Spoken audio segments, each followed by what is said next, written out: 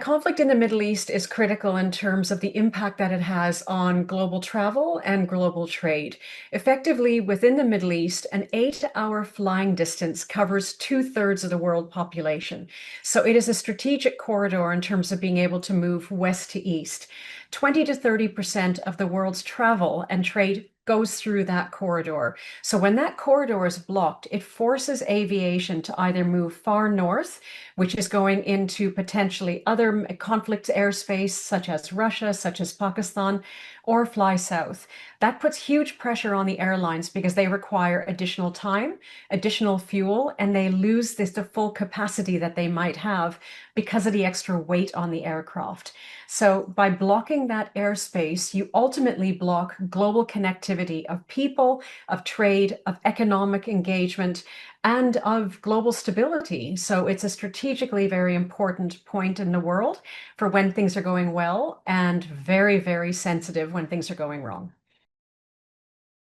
The immediate blockage of the airspace, particularly going through Doha Airport, Abu Dhabi, and Dubai.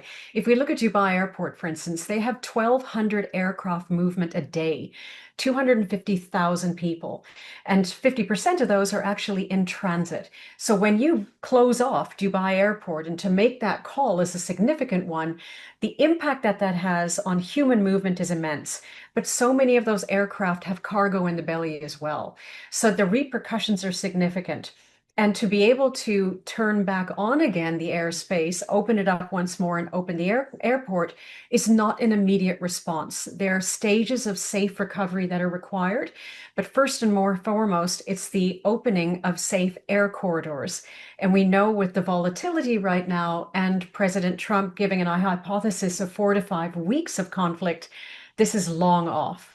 And so now it's about saying for the 500,000 people across the Middle East that are grounded, how do we make sure they are safe and secure and protected? What is going to happen next is basically this. Aircraft and crews are fundamentally out of place. They are out of position. They need to get back in position. So as the airports slowly and carefully reopen, it will be about the airlines focusing on repositioning to be able to reactivate flights. The activation of flights is going to take place first and foremost, one would anticipate for repatriation. And those are going to be diplomatic missions. So those are not scheduled flights. Those are diplomatic missions between two countries that are enabling safe passage of nationals. On top of that will then be travelers that were in transit. And then finally will be the travelers who are in place and simply need to get back home. So there's an order to this, but it's all about doing it safely with continuous safe corridors in terms of the air routes that are available through the airspace and ongoing monitoring. This is definitely going to take time, and we can anticipate probably 10 days to 2 weeks after everything is safely able to open up again for schedules to come back online.